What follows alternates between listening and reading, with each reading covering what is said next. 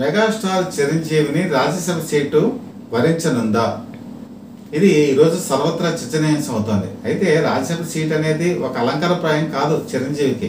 Already ఎప్పుడో ఆయన Rajya Sabha seat చేశారు, తర్వాత కేంద్ర మంత్రిగా కూడా చేశారు. పదవులకి ఆయన శోభనివ్వవు, పదవులకి ఆయన శోభనిస్తారు. ఎందుకంటే ఆయన వైఖరి అలాంటిది.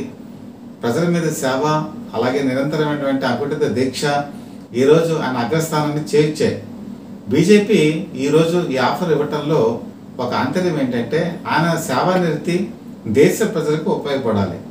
మరి ఆయనకి ఏ కోటాలో ఇస్తున్నారంటే రాష్ట్రపతి కోటాలో ఇవ్వబోతున్నట్టు వార్తలు కూడా వస్తున్నాయి. రాష్ట్రపతి కోటా అంటే జనరల్గా స్పోర్ట్స్కి సంబంధించి, సినిమా ఇండస్ట్రీకి సంబంధించి, కళాకారులు ఎవరైతే ఉంటారో వాళ్ళకి సంబంధించి ఎవరైతే నిష్ణాతులు ఉంటారో వాళ్ళకి ఈ రాజ్యసభ సీటు ఇస్తారు. గతంలో కనుక చూసుకుంటే మన జయా బచ్చన్ ఆవిడకి ఇచ్చారు, రేఖకి ఇచ్చారు, సచిన్ టెండూల్కర్కి ఇచ్చారు.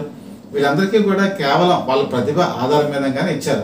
వాళ్ళ ప్రతిభతో పోల్చుకుంటే చిరంజీవి చేసినటువంటి సేవలు ఎప్పటికీ కూడా మర్చిపోలేనివి ఆయనకి ఇవ్వాలి కూడా. అయితే ఇప్పుడు ఆయన దాన్ని స్వీకరిస్తారా? ఎందుకంటే రాజకీయాల్లోకి ఆయన వచ్చారు, రాజకీయాలు చూశారు, తర్వాత ఆయన అజాత శత్రువు, ఎవరి దగ్గర కూడా ఒక మాట పడరు, ఒకళ్ళని అన్నరు, స్మృతి స్వభావి, ఆయనకి రాజకీయాలు కూడా సరిపోవు అనే భావన కూడా ఉంది. అలాంటి వ్యక్తి ఇప్పుడు మళ్ళీ రాజకీయాల్లోకి వచ్చి మళ్ళీ ఇందులోకి వస్తారా అన్నటువంటి ఒక భావన వచ్చినా కూడా ఈసారి ఆయన మెచ్యూరిటీ చూసుకుంటే ఒక 70 సంవత్సరాల ఏజ్లో ఉన్నారు. అలాగే సినిమాల్లో కూడా ఇప్పటికీ చేస్తున్నారు, ఫిజికల్ ఫిట్నెస్ ఉంది. ఇప్పటికే ఆయన చేసే సేవ ప్రజలకు కావాలి కాబట్టి ఆ ఉద్దేశంతో రావాలని చెప్పి ప్రజలు కోరుకుంటున్నారు. అయితే ఇక్కడ ముఖ్యంగా కనుక చూసుకుంటే మెగా బ్రదర్స్ చిరంజీవి, తర్వాత నాగబాబు కనుక ఈరోజు చూసుకుంటే ఆంధ్రప్రదేశ్ రాష్ట్ర కేబినెట్లో మంత్రివర్గంలోకి ఆయన స్థానం కల్పించారు రాష్ట్ర ముఖ్యమంత్రి చంద్రబాబు నాయుడు. రాజ్యసభ సీటు ముగ్గురు కూడా అనౌన్స్మెంట్ జరిగినప్పుడు అప్పుడు చివరిలో నాగబాబును కూడా కేబినెట్లోకి తీసుకుంటున్నామని చెప్పేసి చెప్పడం జరిగింది. ఇది రాష్ట్ర చరిత్రలోనే ఒక అనూహ్య పరిణామం. ఎప్పుడైనా సరే రాజ్యసభ సీట్లు అనౌన్స్ చేస్తున్నప్పుడు కేబినెట్ అయితే ఎప్పుడూ కూడా డిక్లేర్ చేయరు. కాకపోతే ఇక్కడ ఏంటంటే అసలు ఆయనకి రాజ్యసభ సీటు ఇస్తారని చెప్పి ముందు ఊహాగానాలు వచ్చాయి. ఇప్పుడు కనుక డిక్లేర్ చేస్తే అది జనసేన కూడా చాలా సాటిస్ఫాక్షన్, బాగా ఆనందం కలిగిస్తుంది అని చెప్పే ఉద్దేశంతోనే ముఖ్యమంత్రి చంద్రబాబు నాయుడు ఆ పేరుని ప్రకటించారు. విధంగా చెప్పాలంటే నిజంగా అర్హుడు కూడా ఆయన. క్యాబినెట్కి ఈరోజు మరి నాగబాబుని తీసుకుంటున్నారంటే ఆయన చేసిన సేవ కూడా ఎవరు కూడా మర్చిపోలేదు. ముఖ్యంగా మొన్న జరిగినటువంటి ఎలక్షన్స్లో అనకాపల్లి సీటు యాక్చువల్గా జనసేన నాగబాబుకి డిక్లేర్ చేసేసింది. ఆయన అక్కడ ఇల్లు తీసుకున్నారు, ప్రచారం చేస్తున్నారు, ఖర్చు పెట్టారు. ఆయన అన్యూహంగా బీజేపీకి ఆ సీటు ఇవ్వాల్సినటువంటి తరుణంలో ఆయన మరి తన కోరికను కూడా పక్కన పెట్టేసి, తన ఆశయాలను కూడా పక్కన పెట్టేసి త్యాగం చేశారు. పవన్ కళ్యాణ్ ఏం చెప్పినా కూడా ఆయన ఎప్పుడూ కూడా అధికారం గురించి ఆయన పరిగెత్తల. ఆయన ఎప్పుడూ కూడా నిస్వార్థమైనటువంటి సేవ, అలాగే జనసేన పార్టీ మంచి స్థానాలు సంపాదించుకోవాలి, అలాగే పవన్ కళ్యాణ్ మంచి స్టేజ్కి వెళ్ళాలని చెప్పి ఆలోచించారు. మీరు కనుక ఒక్కసారి కనుక చూసుకుంటే 2009 సంవత్సరంలో మెగాస్టార్ చిరంజీవి మరి ప్రజారాజ్యం పార్టీ పెట్టినప్పుడు కూడా ఆయన ఇదే విధంగా ఆలోచించారు. ఆయన తనకు వ్యక్తిగతమైనటువంటి ఆశయాలు, లేకపోతే తన వ్యక్తిగతంగా పైకి ఎదగాలి అనే కోరికన్నా కూడా మెగాస్టార్ చిరంజీవి రాజకీయాల్లోకి రాణించాలని చెప్పేసి ఆ రోజు ప్రజారాజ్యం ప్రధాన కార్యదర్శి పోస్టు ఆయన చేయడం జరిగింది. మారుమూల ప్రాంతాలకి తిరిగారు, కార్యకర్తలతో మెలిగారు, వాళ్ళ అభిప్రాయాలు తెలుసుకున్నారు. అలాగే ఆ రోజు జరిగేటువంటి ఎలక్షన్స్లో ప్రచారం కూడా చేశారు. అయితే ఆ రోజు 18 సీట్లు వచ్చాయి. సరే, మరి గెలుపు ఓటంలో దైవాధీనాలు. ఆ తర్వాత కాలంలో ఆయన మెగాస్టార్ వెంటే ఉన్నారు. చివరికి కాంగ్రెస్లో విలీనమైన తర్వాత కొంత ఆయన కూడా రాజకీయాల్లో స్తబ్దుగానే ఉన్నారని చెప్పి చెప్పక తప్పదు.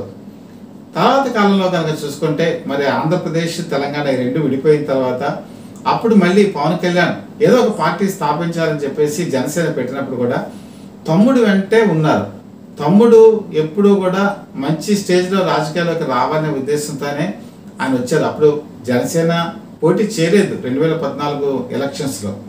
మళ్ళీ 2019 ఎలక్షన్స్ వచ్చేప్పటికి నరసాపురం పార్లమెంటు స్థానం నుంచి నాగబాబు పోటీ చేశారు, ఓడిపోయారు. అయినా కూడా ఎక్కడ కూడా నిరుత్సాహం చెందల.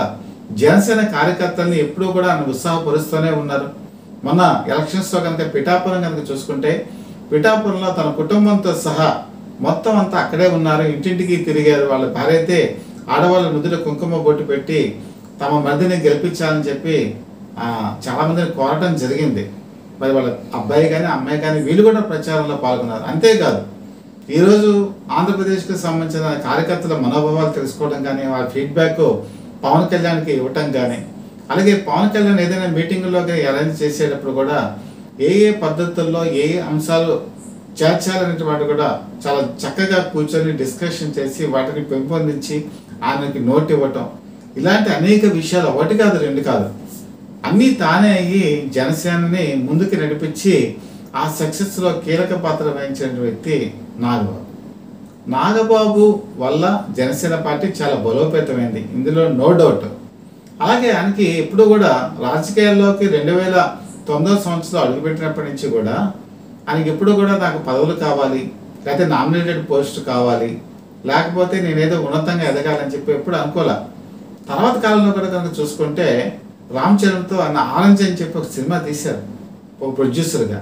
కానీ ఆ సినిమా చాలా తీవ్రమైన ఆర్థిక నష్టాలకి గురైనప్పుడు కూడా ఆయన ఎక్కడా కూడా నిరుత్సాహపడలా. చివరికి టీవీ కార్యక్రమాల్లో యాంకరింగ్ చేశారు, అలాగే ఏదైనా అవకాశాలు వస్తే సినిమాల్లో నటించారు. తనకి తాను ఆర్థికంగా నిలబడుకుంటూ ఓ పక్క రాజకీయాల్లో కూడా వస్తూ కొన్ని సినిమాల్లో వదిలేసుకొని అవకాశాలు కూడా మరి ఈరోజు పార్టీకి అంకిత భావంతో పనిచేసినటువంటి నాగబాబు అటు అన్న మేలు కోరారు, ఇటు తమ్ముడు మేలు కోరారు. ఇలాంటి వ్యక్తులు చరిత్రలో చాలా అరుదుగా కనబడతారు. అసలు యాక్చువల్గా చెప్పాలంటే మెగా కుటుంబంలోనే ఈ రకమైనటువంటి ఒక విశిష్ట లక్షణాలు ఉన్నాయా అని కూడా మనకు అనిపిస్తుంది. ఎందుకంటే అంజనమ్మ గారు పెంచినటువంటి ఆ ముగ్గురు కూడా ఒక మణిపోసలు అని చెప్పి చెప్పుకోక తప్పదు. ఎందుకంటే ఒకప్పుడు కేంద్ర మంత్రిగా పనిచేశారు మెగాస్టార్ చిరంజీవి, అలాగే ఇప్పుడు నాగబాబు క్యాబినెట్ మినిస్టర్ అవుతున్నారు, మరి డిప్యూటీ సీఎం హోదాలో పవన్ కళ్యాణ్ కూడా ఉన్నారు. ముగ్గురు కొడుకులు ముగ్గురు కూడా ఉన్నత పదవుల్ని జరగటం దేశ చరిత్రలోనే ఇది ప్రప్రథమం. ఎందుకంటే చిన్నప్పటి నుంచి కొడదలి వెంకట్రావు గారు, అంజనమ్మ గారు వాళ్ళు పెంచినటువంటి ఆ పద్ధతి, విలువలు, నైతిక విలువలు, అలాగే తోటి వాళ్ళతో ఎలా ఉండాలి, తోటి వాళ్ళని ఎలా సహాయంగా చూడాలి, మానవతా దక్కులో ఎలా ఉండాలని చెప్పి వాళ్ళిద్దరి దగ్గర నుంచి ముగ్గురికి కూడా అలవాటు పడింది. ఇదే ఈరోజు వాళ్ళని ఉన్నత స్థాయికి చేర్చింది. ఈరోజు కనుక గూగుల్ కనుక మనం వాళ్ళు ప్రకటించిన విధానం చూసుకుంటే ప్రపంచంలోనే నెంబర్ 2గా మరి డిప్యూటీ సీఎం పవన్ కళ్యాణ్ ఉన్నారు. అంటే అంతమంది ప్రపంచవ్యాప్తంగా పవన్ కళ్యాణ్ అంటే ఎవరు అని చెప్పి సెర్చ్ చేశారంటే ఆయనలో ఎంత ఒక నిబద్ధత ఉంది, ఈరోజు దేశ రాజకీయాల్లో ఎంత కీలక పాత్ర వహిస్తున్నారు, బీజేపీ ఈరోజు కేంద్రంలో అధికారంలోకి రావడానికి ఎంత ఆయన విశిష్టమైనటువంటి కూటమి ఈరోజు ఆంధ్రప్రదేశ్లో ఏర్పరిచారు. ఇవన్నీ కూడా చూసుకుంటే 100% స్ట్రైక్ రేట్ విజయాలు, అలాగే మహారాష్ట్రలో ప్రచారం చేసినప్పుడు కూడా 100% స్ట్రైక్ రేట్ విజయం, మరి ఈరోజు పంచాయతీలకు సంబంధించినటువంటి నిధుల సమీకరణ, అలాగే అనేక డెవలప్మెంట్ కార్యక్రమాలు పంచాయతీలో జరగటం, అలాగే పోర్టుకు సంబంధించినటువంటి అవినీతి వ్యవహారంలో ఆయన చేసినటువంటి సీజ్ ద షిప్ అని చెప్పి ఒక నినాదం, ఇవన్నీ కూడా ఒక ప్రతిస్పందన. ఈరోజు కనుక చూసుకుంటే రేపు నాగబాబు కూడా క్యాబినెట్లోకి వచ్చిన తర్వాత అదే తరహా ప్రవర్తన, అదే తరహా నిబద్ధత, రాజకీయాల్లో చిత్తశుద్ధి, అలాగే పరివర్తన, ప్రక్షాళన, ఇవన్నీ కూడా చేస్తారని చెప్పడంలో ఎటువంటి అతిశయోక్తి కూడా లేదు. ఇలాంటి వ్యక్తులు కావాలి కూడా.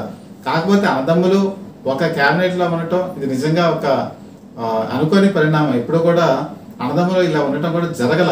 అది మన రాష్ట్ర చరిత్రలో ఈరోజు వీళ్ళిద్దరూ కూడా ముందుకి వెళ్ళి ఓ పక్క చూసుకుంటే తండ్రి కొడుకులు చంద్రబాబు నాయుడు, లోకేష్ బాబు ముందుకు నడిపిస్తున్న తరుణంలో అన్నదమ్ములు కూడా నిబద్ధత ఉన్నవాళ్ళు వీళ్ళు కూడా ముందుకు నడిపిస్తారని చెప్పి రాష్ట్ర ప్రజలు ఆశిస్తున్నారు. అలాగే చిరంజీవి కూడా రాజ్యసభ సీట్ వచ్చి ఆయన కూడా దేశ స్థాయిలో సేవలు అందించాలని కూడా కోరుకుంటున్నారు. అయితే ఒక ముఖ్యమైన విషయం ఏంటంటే ఇంతవరకు నేను చాలా ఇంట్రెస్ట్లో నేను చెప్పలేదు, కానీ ఇక్కడ నా చిన్ననాటి ఒక విషయం కూడా చెప్పాలి. అంజనమ్మ గారు, కొడదలి వెంకట్రావు గారు, మంగళగిరిలో కొడదలి వెంకట్రావు గారు మరి ఎక్సైజ్ డిపార్ట్మెంట్లో పనిచేసినప్పుడు మా నాన్నగారు కూడా స్టేట్ బ్యాంక్ ఆఫ్ ఇండియాలో పనిచేసేవారు. వాళ్ళిద్దరు చిరకాల మిత్రులు, మా నాన్నగారును కొడదలి వెంకట్రావు గారు. అంజనమ్మ గారు నాకు చిన్నప్పటి నుంచి కూడా తెలుసు. వాళ్ళ ఇంటికి కూడా నేను వెళ్తుండేవాడిని. వాళ్ళ ఇంటి నుంచి మా ఇంటికి కూడా చిరంజీవి గారు, నాగబాబు గారు వచ్చేవారు. అలాగే వాళ్ళకి సినిమాలకి వెళ్ళేటప్పుడు కూడా వాళ్ళతో కలిసి నన్ను సినిమాలకి తీసుకెళ్లేవారు, సినిమాలు చూసేవాడిని. ముఖ్యంగా నాగబాబు చిన్నప్పటి నుంచి కూడా నేను చూసినటువంటి విధానంలో చిరంజీవి గారు కానీ వాళ్ళకి ఈ గుణాలు ఆనాడే ప్రస్ఫుటంగా కనిపించాయి. ఎవరైనా సరే సహాయం చేసే దృక్పథం, మానవత, గౌరవించేటువంటి విధానం వాళ్ళ చిన్న నుంచి నాటి నుంచి అలవాడింది. ఎందుకంటే చిన్నప్పుడు నేను చూశాను కాబట్టే నేను చెప్పగలను. కానీ ఈరోజు ఇంత ఉన్నత స్థాయికి వెళ్ళటం నాకు కూడా చాలా సంతోషదాయకం. వాళ్ళు ఎప్పుడూ కూడా ఇలా దేశ సేవలో ఉండాలని చెప్పి మనస్ఫూర్తిగా కోరుకుంటూ సెలవు తీసుకుంటున్నాను.